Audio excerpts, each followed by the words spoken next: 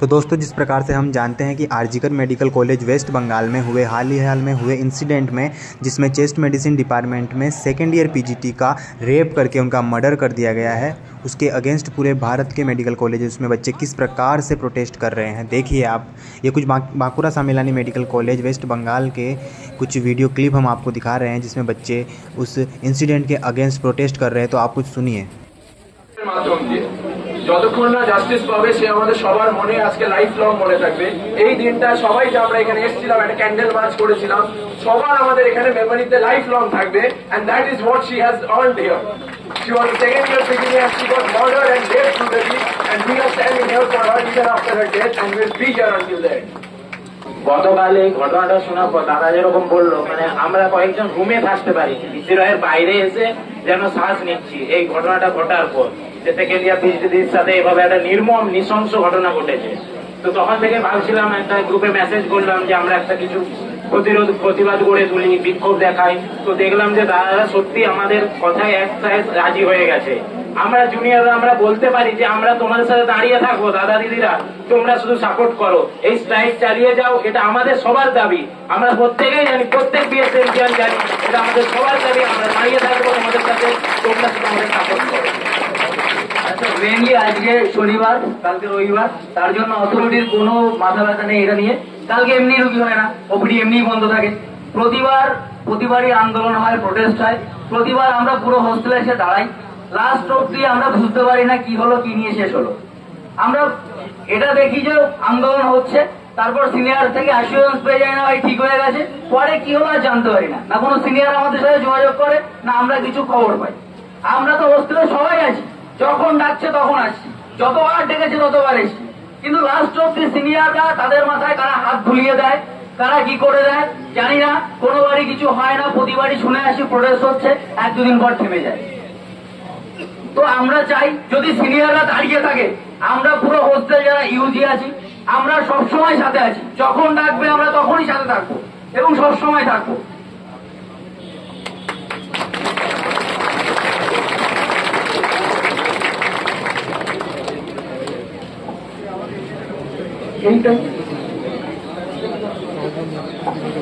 এইটা নিয়ে আমাদের অনেকগুলো আন্দোলন হতে দেখলাম, মানে ফার্স্ট ইয়ার থেকে যখন আমরা এসেছিলাম, তারপরে অনেকগুলো আমরা আন্দোলন হতে দেখেছি, ছোটখাটো বা বড়, ছোট বড়। কিন্তু প্রত্যেকবার প্রিন্সিপাল এমএসভিপি সবাই ডাকে। মানে এটা শুধুমাত্র এই আন্দোলনের কথা বলছি না, আমরা যে কোনো কিছু, আমাদের হোস্টেল থেকে শুরু করে আমাদের হসপিটালের সিকিউরিটি, যা কিছু, হোস্টেলের সিকিউরিটি হোক বা আমাদের হসপিটালের সিকিউরিটি হোক, আমাদের মুখস্থ হয়ে গেছে।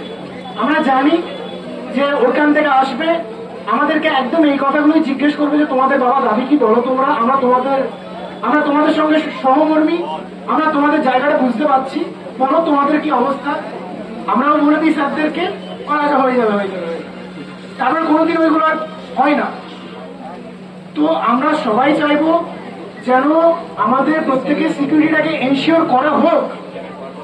আগে ইমপ্লিমেন্টেশন আমরা হতে দেখতে চাই, তারপরেই আমরা বাকিটা ভাববো যে আমরা কাজ করবো কিনা। জিনিসটা হচ্ছে যে আগে ইমপ্লিমেন্টেশন হতে হবে, তারপরে আমাদের দাদারা কাজ শুরু করবে এবং যারা যা আছে ওপিডি টোপিডি শুরু হবে, কিন্তু এটা এগিয়ে নিয়ে যেতে হবে। আচ্ছা, একটা ইম্পর্টেন্ট কথা, আমরা এখানে অবস্থান বিক্ষোভ করছি, আমরা এখানে থাকছি, তাই এর কিছু লিমিটেশন আছে। বলছি এখন নিজেদের একে অপরকে বা সিনিয়র জুনিয়রকে ক্রিটিসিজম করার টাইম নয়, হাই টাইম যে সবাইকে সাপোর্ট করা। আমরা নিজেদের মধ্যে আলোচনা করে অবশ্যই নেওয়া হবে যে ভাই বললো, আমি ওকে নিশ্চয়ই মানে স্বাগত জানাই সবার, এবং বলবি নাহলে ব্যাপারগুলো আসবে না। ও বলেছে, খুব ভালোই বলেছে, যে যদি প্রিন্সিপাল স্যার বা এমএসভিপি স্যার হোয়াটএভার যে ডাকুক না কেন, আমি বলবো এটা আমাদের সিনিয়রদের থেকেও দাবি যে প্রত্যেকটা ইয়ার বা প্রত্যেকটা ব্যাচ থেকে যেন এক দুজন করে প্রতিনিধি মিটিং করতে যায় প্রিন্সিপাল এবং এমএসভিপির সাথে। তাহলে ঠিক আছে তো? এন্ড যাতে তাহলে ব্যাপারটা একদম স্বচ্ছতা অনুযায়ী হয়, সবার সামনেই হয়, এবং প্রত্যেক ব্যাচকে রিপ্রেজেন্ট করার জন্য 3-4 জন করে, মানে সিআর বা হোয়াটএভার যারা ব্যাচের মুখ আছে বা কথা বলবে বা বলতে পারে এবং ব্যাচে যাদের কথা সবাই শোনে, মোটামুটি একটা নাম নেওয়া হবে। তারাই যদি মিটিং, কনসিকুয়েন্স হচ্ছে নেক্সট পার্ট হচ্ছে এরকম একটা মিটিং ডাকবে, প্রত্যেক পারেই হয় সেই মিটিং ডেকে বোঝানোর চেষ্টা করা হবে, কিন্তু আনটিল আনলে যতক্ষণ ইমপ্লিমেন্টেশন হচ্ছে ততক্ষণ আমরা উঠবো না। যে দাবিগুলো সকালে জানানো হয়েছে, নাম্বার ওয়ান। নাম্বার টু হচ্ছে যতক্ষণ না কলকাতায় আরজিকরের দোষীদের ধরা হচ্ছে, এটা হচ্ছে একদম চিপ, এটা 1 নাম্বার। 2 নাম্বার হচ্ছে আমাদের সিকিউরিটি, এবং সবাইকে প্রত্যেক ব্যাচ থেকে ডাকা হবে। 3 নাম্বার, এর পরবর্তী স্টেপেও যদি আমরা যাই, তোরা না থাকলে বা সবার যদি মানবিকতা বোধ বিবেকবোধ না হয় যে আমি একটা টাইমে ওই জায়গাটায় যাব, আমার সাথেও এটা হতে পারে। তো এই যে দাদারা বলছে যে তোরা থাকতে হবে বা থাকবি, আমি এটা বলবো না, এটা অল ডিপেন্ডস অন ইউ। তোদের মানবিকতা বোধ, তোদের বিবেক বোধ, তোদের দায়িত্ব, তোদের কর্তব্য, সেটা তোরা প্রত্যেকে অ্যাডাল্ট, প্রত্যেকে শুভবুদ্ধি সম্পন্ন, তোদের উপর নির্ভর করা হচ্ছে। আমরা অবস্থান বিক্ষোভে থাকবো যতক্ষণ না সিকিউরিটি অ্যান্ড দোষীরা শাস্তি পাচ্ছে। Thank you all. আর লাস্ট কথা হচ্ছে, যারা আন্দোলনের মুখ বা ফেস হিসেবে ধরা হয় বা এখানে যারা কথা বলছে বা অল টাইম থাকছে, তাদের উপরে কিন্তু একটা pressure from tomorrow and the onwards আসবে। অভিজ্ঞতা থেকে বলছি, একদম আসবে, প্রচুর প্রেশার আসবে, প্রেশারাইজ হবে। কারো বাবা মা বাড়ি থেকে ফোন করবে যে কেন যাচ্ছি চ্যানেল, সবাই অ্যাডাল্ট, সবার বুদ্ধি আছে, একই কথা বারবার বলছি। সো প্রেশার আসবে, যদি মনে করি হ্যাঁ আমি এটুকু প্রেশার, সবাই যদি ইউনাইটেড থাকে, কোনো প্রেশারই প্রেশার নয়, ঠিক আছে। 2019 এনআরএস দেখিয়ে দিয়েছিল, এবার 2024 বাঁকুড়াও দেখিয়ে দেবে, কি দেখিয়ে দেবে তো? दोस्तों ये जो इंसिडेंट है ये हुआ भले ही RG Kar medical college Kolkata West Bengal में है, परंतु अब ये भारत के लगभग प्रत्येक मेडिकल कॉलेज के लिए एक एग्जाम्पल बन चुका है, जिसके अगेंस्ट अब सारे लोग प्रोटेस्ट कर रहे हैं। और आप देख सकते हैं अलग अलग मेडिकल कॉलेज के सारे स्टूडेंट्स मिलकर इसके अगेंस्ट प्रोटेस्ट कर रहे हैं और अपनी मांगों को पूरा करवा रहे हैं।